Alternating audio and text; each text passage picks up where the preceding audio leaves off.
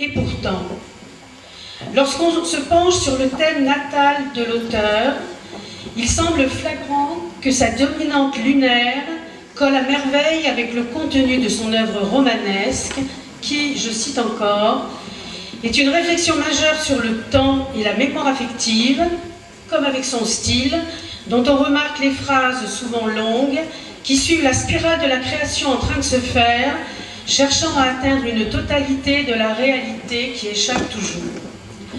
Proust a recours à la métaphore, aux images, qui, selon l'Encyclopædia Universalis, abolissent la distance entre les choses, traduisent l'approfondissement intérieur auquel l'écrivain a procédé à partir de sa perception. Si le thème du temps fait immédiatement référence à Saturne culminant en Capricorne, le vocabulaire cancérien n'échappe pas à l'astrologue qui travaille avec du symbolique. Longtemps, je me suis couchée de bonne heure. Parfois, à peine ma bougie éteinte, mes yeux se fermaient si vite que je n'avais pas le temps de me dire « je m'endors ». Ainsi débute le texte de la recherche. Une invitation au sommeil, pourvoyeur de rêves, autre domaine privilégié du cancer, substitut de ce paradis perdu, le ventre maternel. Avec 4 planètes en cancer et en secteur 4, une lune maître de l'amas exaltée en taureau en maison 1, l'identification à l'image maternelle est prégnante.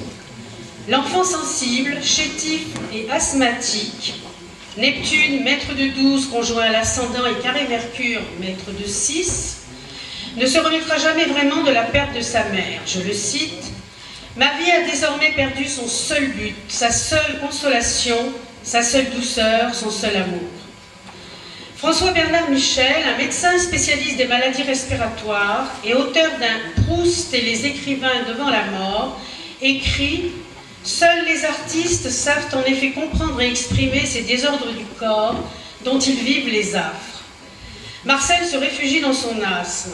« Mais qui de nous ne vit justement de ce qui le fera mourir ?» répétait-il. Son écriture, ses phrases longues, deviennent alors son seul souffle, nous dit François-Bernard Michel. Par elle, il peut enfin réunir le dedans et le dehors, l'aspirer, l'expirer. On sait d'ailleurs que Marcel Proust a écrit la majeure partie de son œuvre qui décrit le monde, calfeutré dans sa chambre, univers lunaire s'il en fut. Pour explorer ce rapport entre vie et œuvre, l'outil astrologique est efficace. Il nous offre une plongée dans les coulisses psychologiques de l'individu, bien plus révélatrice qu'une étude externe. Restons donc encore en compagnie d'un écrivain, du sexe opposé cette fois-ci, Marguerite Yourcenar. La thèse que Carole Alamand expose dans son livre « Marguerite Yourcenar, une écriture en mal de mer » peut illustrer mon hypothèse.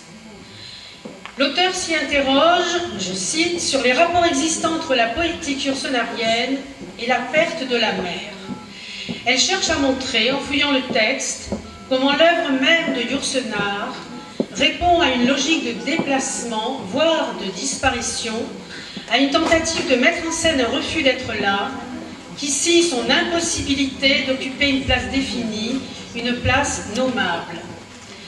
La rédaction quasi compulsive par l'auteur de préfaces, postfaces, notes additionnelles à profusion, qui sont une œuvre dans l'œuvre, qualifiée de paratexte par un critique, lui semble avoir pour but non pas d'éclairer le lecteur, mais au contraire de le tenir à distance, de lui dicter sa propre lecture, la seule légitime.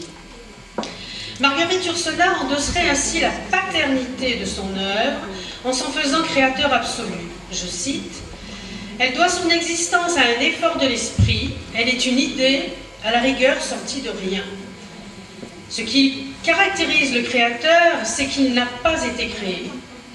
Ce travail dans l'œuvre et autour de l'œuvre serait alors une tentative de refoulement de tout ce qui a trait à la maternité, donc à l'origine. » Je cite encore, « Yourcenar semble bien davantage terrasser ses démons que les imperfections d'un récit. La faille signifie également le défaut, le manque de la mère, et par-delà elle, la faute qui a causé cette mort. Le traumatisme d'une mise au monde, qui fut également une mise à mort, plane sur ces textes originaux, voire originelle. Regardons son thème natal en rappelant brièvement son histoire. La lune Scorpion est évidemment en correspondance avec un sentiment ambivalent, amour et haine, à l'égard de la mère. Fernande, qui mourut 10 jours après l'avoir mise au monde. Et par conséquent, on peut lire aussi dans cette lune en chute l'ambivalence par rapport à sa propre féminité. Dans ses romans, les femmes sont délaissées, emmurées, abattues, décapitées ou pendues. Elles font l'objet d'une foncière misogynie, selon l'expression de Yourcenar elle-même. Son soleil en Gémeaux, maître de l'ascendant Lion, s'identifie à Mercure d'une part et à Pluton de l'autre. Si Mercure en domicile, maître de la triple conjonction des maisons 3 et 11, est bien le digne représentant de son talent d'écrivain, Pluton, valeur archétypale, nous renvoie à la maison 4, lieu de l'origine, par sa maîtrise sur le Scorpion intercepté. Même si on peut rattacher cette configuration aux valeurs inconscientes intériorisées via l'image paternelle, en termes freudiens à une fixation oedipienne, il ne faut pas oublier qu'au tout début de la vie, tout est indifférencié. Les imagos parentales associées aux luminaires, soleil et lune, et à leurs analogies, masculin-féminin, conscient-inconscient, forment une diade inséparable comme l'enfant et sa mère. Pluton, conjoint soleil, fait peser un interdit sur l'imago masculine et joue un rôle majeur dans le mode de relation avec le sexe opposé chez une femme. Chez Marguerite, il est bien sûr à mettre en parallèle avec la relation qu'elle entretient avec son père.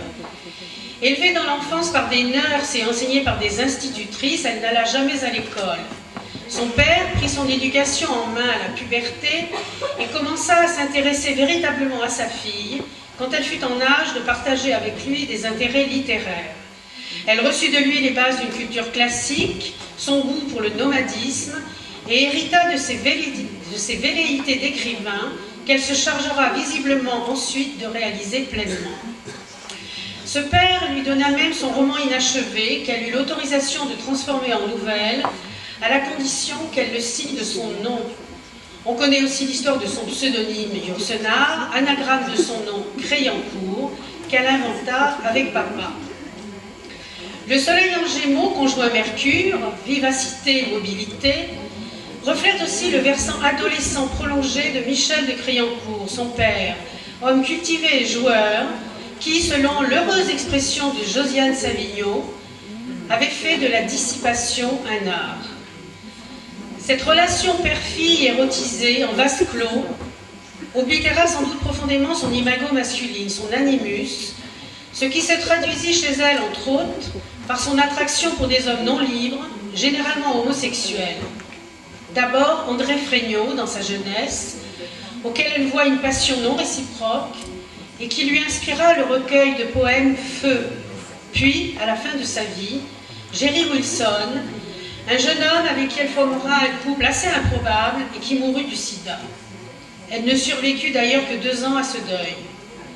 Mais en amont, ce Pluton évoque aussi les traces liées aux circonstances de sa naissance et le défi à relever.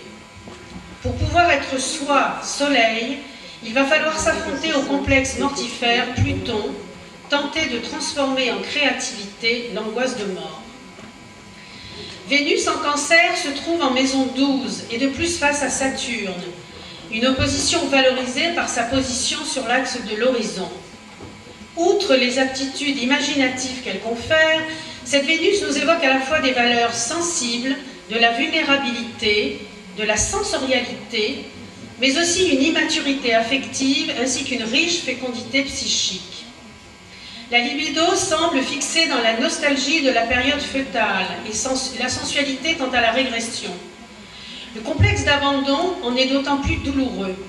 Resté latent, c'est en 1910, aux alentours de ses 7 ans, au moment du carré de Saturne à l'opposition Vénus-Saturne, que l'aspect s'actualise. Barbe, sa nurse adorée, est renvoyée en raison de son comportement léger. Elle avait pris la mauvaise habitude de fréquenter une maison de passe pour arrondir ses fins de mois et, scrupuleuse, préférait garder l'enfant avec elle. Ce départ fut rude, ébranlant les bases affectives de l'enfant, et faisant remonter à la surface les démons enfouis du passé, d'autant plus que la séparation fut à nouveau, pourrait-on dire, une disparition qui se produisit sans un mot d'explication. Il lui fut enjoint par son père de ne pas pleurer si haut. Si Marguerite a bénéficié d'un substitut maternel en la personne de Barbe, sa nurse, à laquelle elle était très attachée, sa vie commença par s'édifier sur une absence initiale anxiogène, l'absence du corps de la mère. Ne serait-ce pas cette œuvre noire de l'origine que son talent d'écrivaine viserait à conjurer? Il faut que la chose se perde pour être représentée, nous dit Lacan. La chose, c'est-à-dire la mère. Dans son cas, la perte fut irrémédiable et sans doute irreprésentable. Vénus se trouve sous la maîtrise de la lune. Le féminin érotique est directement régi par le féminin maternel. Selon Philippe Granger, c'est en observant Vénus que nous parviendrons à apprécier la qualité de la première relation objectale, c'est-à-dire en quoi cette première relation a été satisfaisante, sécurisante ou frustrante. Vénus en Cancer, indique-t-il, occupe une position importante quant aux relations qui peuvent et doivent s'établir entre la pulsion, la perception et la symbolisation. Il est question dans ce signe, dit-il, des fondements même de la structuration psychique de l'individu. Et il ajoute que cette Vénus concerne les pulsions prégénitales, qui sont les seules à pouvoir trouver à l'âge adulte une voie de dégagement par les processus de sublimation au sens psychanalytique, notamment dans la création artistique. Dans Souvenir pieux, Marguerite Yourcenar écrit « Je m'inscris en faux contre l'assertion souvent entendue que la perte prématurée d'une mère est toujours un désastre, ou qu'un enfant, privé de la sienne, éprouve toute sa vie le sentiment d'un manque et la nostalgie de l'absente. Si elle s'est toujours prévalue d'une indifférence affichée, elle évoque pourtant l'accouchement de Fernande en termes de crime et de boucherie, toujours dans le même ouvrage. Et même si l'horreur des couches maternelles, usage des forceps compris, se déplace sur la métaphore animale d'une vache conduite à l'abattoir, c'est de ce lieu du crime, sa naissance, que Marguerite Yourcenar cherche à se détourner. Carole Alamand écrit « La mise en scène de la mort de la mère n'est, autrement dit, pas séparable d'un matricide symbolique dans lequel se lit aussi l'expression de la culpabilité d'un sujet dont la naissance a causé la mort. » D'où cette hantise du moi que Marguerite Yourcenar va développer tout au long de son œuvre au travers d'une langue dépouillée, presque abstraite, à la fois circonspecte et précise, comme une toile tendue devant l'aveuglante vérité. La Lune en maison 4, maître de la 12, et le maître de 4, Vénus en Cancer et en 12, évoquent bien l'interaction entre ces deux secteurs. Ces maisons d'eau nous parlent des mémoires ancestrales, chères à Martine Barbeau et Catherine Gestas, donc des héritages familiaux. Si je me réfère à leur ouvrage, la 4 est en analogie avec le langage familial, la transmission du nom, la 12 avec le projet sens, les attentes parentales, le rêve de la lignée sur le sujet. La 12 a également affaire avec les circonstances de la gestation. Vénus en Cancer augure d'une douceur intra-utérine bien malmenée à l'arrivée par Saturne, principe de réalité, armé de la harpée, la faucille de Chronos, qui tranche avec rudesse le cordon ombilical, mettant fin précocement à la fusion paradisiaque. Dans sa trilogie intitulée « Le labyrinthe du monde », Marguerite Yourcenar part à la recherche de ses ancêtres sur plusieurs générations. Cette excursion dans le monde des racines, maison 4, est aussi l'œuvre de Saturne angulaire, les ancêtres. Mais l'autobiographie attendue est sans cesse remise à plus tard, pendant 500 pages, et masquée par une chronique historique et méticuleuse qui instaure une distance. Je la cite. « L'être que j'appelle moi vint au monde un certain lundi 8 juin 1903, vers les 8 heures du matin, etc. etc. » Carole Alamand précise que tout se passe comme si ce qui est visé par la création yourcenarienne n'est pas tant un au-delà qu'un en-deçà, un fantasme originaire. Pour elle, ce périple littéraire ne serait autre qu'un regressus ad uterum, un retour à l'utérus, à ce royaume de la grande-mère de vie et de mort qui est aussi la Maison 12. Dans ces conditions, la dénégation du manque maternel occulterait une peur de la féminité et la réflexion rationnelle, Mercure des Gémeaux, Trigone Saturne, une tentative de refoulement de la mort maternelle. Certains se souviennent peut-être de la réponse que fit Marguerite Yourcenar à Bernard Pivot, qui l'interrogeait sur ce sujet lors d'un apostrophe spécial en 1979. Je crois que le manque a été absolument nul, car enfin, il est impossible, à moins d'avoir un caractère extrêmement romanesque, de s'éprendre, de s'émouvoir d'une personne qu'on n'a jamais vue.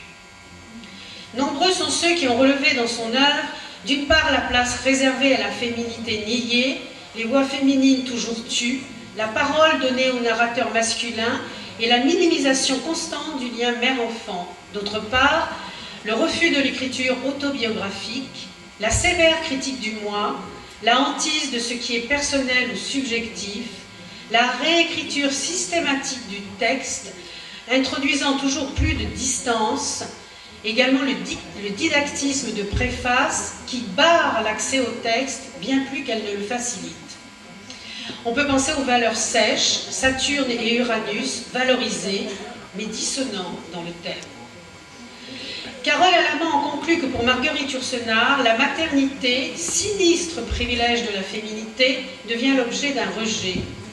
Le non-être est donc, écrit-elle, le prix à payer pour les yeux ouverts de la mère. Ces yeux ouverts, dont Marguerite Yourcenar se fit sa devise, évoquent tout à la fois la lucidité de ses personnages masculins, Zénon, le médecin alchimiste, Adrien l'empereur, et le refoulement de la mort maternelle. Tâchons d'entrer dans la mort les yeux ouverts, sont les derniers mots que l'auteur met dans la bouche de l'empereur Adrien. Ces yeux ouverts laisseraient poindre le désir d'être enfin regardée et reconnue par Fernande, laquelle détourna la tête quand on lui présenta l'enfant, puis ferma les yeux pour toujours.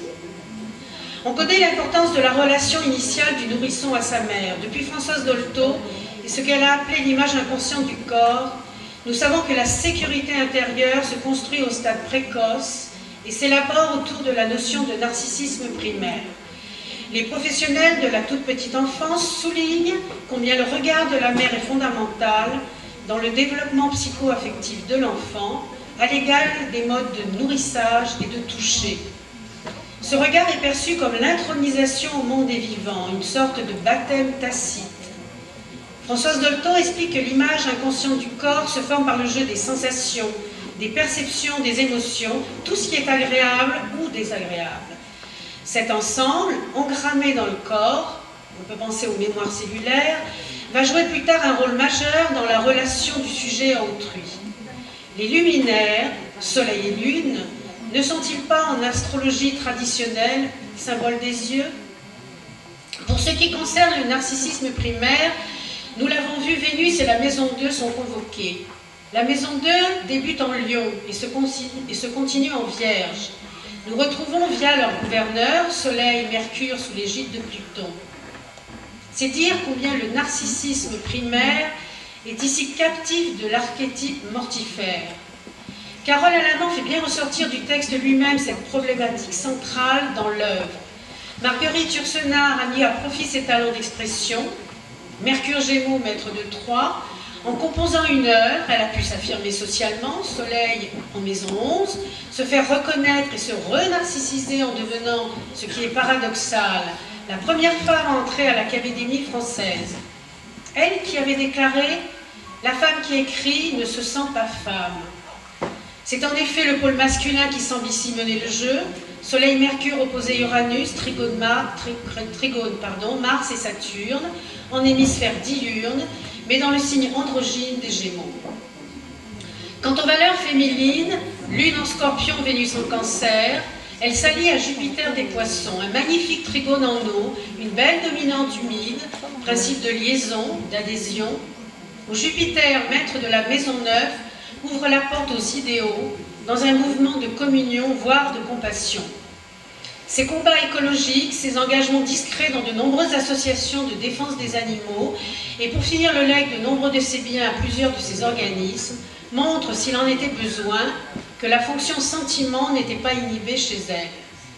Le cadeau empoisonné, Lune en Scorpion, mer de mort, s'est métamorphosé en mer de vie.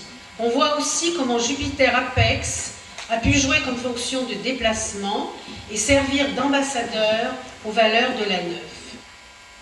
Parlant des complexes tels qu'il les a définis, Carl Gustav Jung dit qu'ils sont des groupes autonomes d'associations dont la tendance est de se mouvoir de façon indépendante et de vivre leur propre vie en dehors de nos intentions.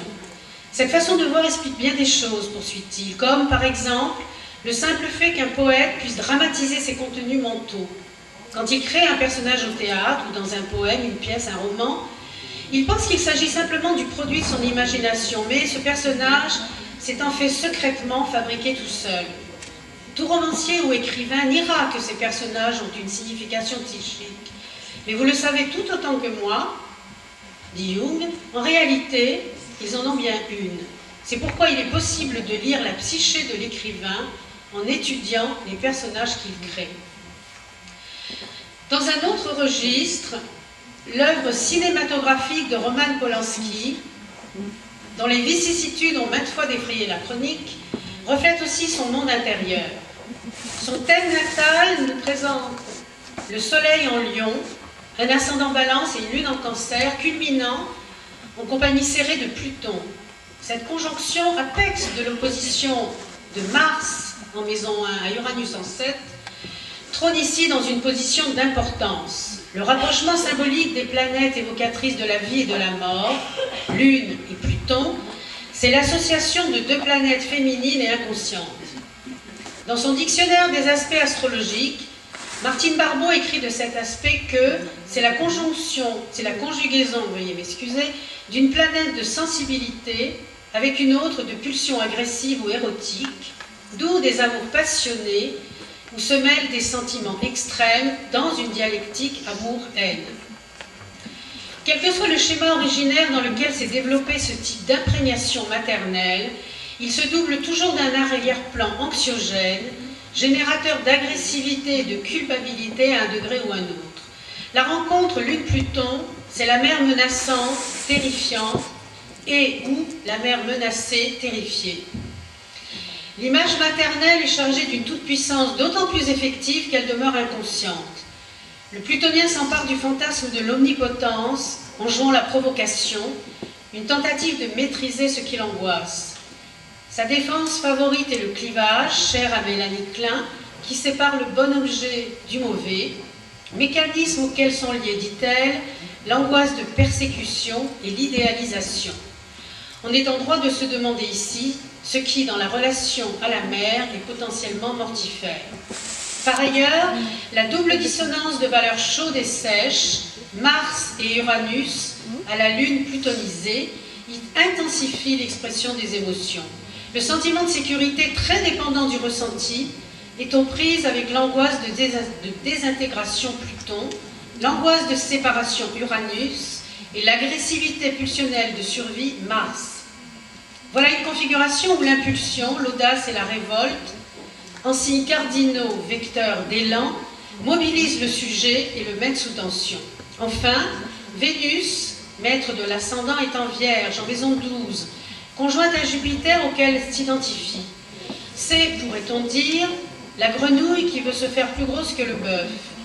Timidité, inquiétude, sentiment de solitude, voire d'exil, voilà le talon d'Achille de Polanski, sa face secrète, dissimulée derrière une confiance en soi et un optimisme affiché. La famille Polanski vit à Paris. En 1936, son père a la mauvaise idée de rentrer en Pologne. Après l'invasion par les troupes allemandes en septembre 1939, Roman va connaître la vie dans le ghetto de Cracovie et le travail obligatoire dès l'âge de 7 ans. La famille est dispersée. Contrairement à ses parents et à sa sœur, il évite la déportation en s'échappant du ghetto et en se réfugiant à la campagne chez des fermiers. À son retour à Cracovie, il n'a alors que 10 ans, il vit en vagabond, détourne la vigilance allemande et arrive à survivre grâce à l'entraide avec des habitants et d'autres enfants et grâce au marché noir. Survivre en sauvageant pour échapper à la mort, n'est-ce pas une belle illustration de la conjonction Lune-Pluton dans le signe plein de vitalité du cancer. Pendant la période de la guerre, on remarque les transits majeurs des lampes dans son thème. Pluton transite Mercure, maître de la 12. Neptune sur Jupiter et Vénus, maître ascendant et maître de 8. Traduit le brouillard affectif, l'incertitude, la perte de repères. En 45, Saturne arrive sur la conjonction Lune-Pluton au milieu du ciel. Il retrouve son père revenu du camp de Mauthausen, mais il apprend que sa mère est décédée à Auschwitz. Il a 12 ans. Jupiter est sur l'ascendant, au carré de Saturne céleste, qui, justement, transite le carré hanté et réveille la dimension destructrice de la configuration. Une mise en acte douloureuse du complexe maternel, le mortifère s'est incarné.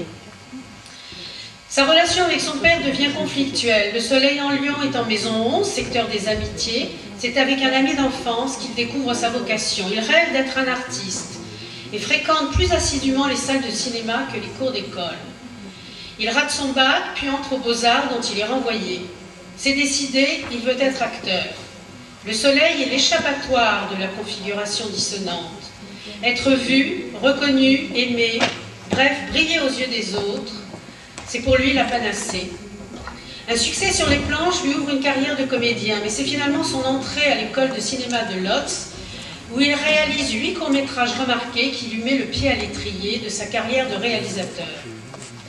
Son premier long-métrage en 1962, Le couteau dans l'eau, titre qui me semble faire écho au carré de Mars à la Lune Cancer, mal reçu en Pologne, est apprécié en Europe et sera nominé pour l'Oscar du meilleur film étranger. On connaît la suite. En 1966, il met en scène la ravissante Sharon Tate dans Le bal des vampires, titre tragiquement prédestiné, et puis va l'épouser 2 ans plus tard, en 1968. Nouveau drame, le 9 août 1969. Sharon, enceinte de 8 mois, est sauvagement assassinée de 16 coups de couteau, en compagnie de 4 amis proches, pendant que Roman prépare un film en Angleterre. J'ai peut-être oublié de vous dire que lorsque sa mère est morte en camp de concentration, elle était enceinte également. Les disciples de Charles Manson, gourou d'une secte dénommée La Famille, sont les auteurs de ce carnage. Très vite, l'étiquette de maudit, voire de diabolique, est collée à Polanski. On amalgame l'ambiance fantastique et terrifiante de ses films au meurtre de sa femme. Rosemary's Baby, film d'épouvante qui renouvelle radicalement le genre, a été un succès l'année précédente. La presse américaine va jusqu'à le tenir pour responsable de ce qui s'est passé. Il l'a mérité, il tombait dans certains journaux. Lui s'enfonce dans la dépression. Quels sont ses transits? Pluton vient d'entrer en maison 12 et arrive sur sa conjonction Jupiter-Vénus, tandis que Saturne en maison 7 transite au carré de Mercure, maître de 12. Si les traumatismes de l'enfance inspirent visiblement le cinéaste et l'incitent à explorer dans son œuvre les visages du mal, c'est à l'évidence une tentative de les conjurer. Le cauchemar intérieur s'est encore fait réalité.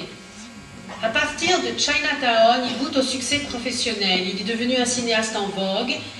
La lune au milieu du ciel est gage de popularité. Mais son aura sulfureuse reprend du service le 11 mars 1977, à la suite d'une plainte déposée par les parents d'une jeune fille de 13 ans, Samantha Gailey, venue sans chaperon, et d'ailleurs même envoyée par sa mère, se faire photographier pour Vogue par le cinéaste. Quelques jours plus tard, il est arrêté. Guet-apens pour ses amis, viol ignoble pour ses ennemis.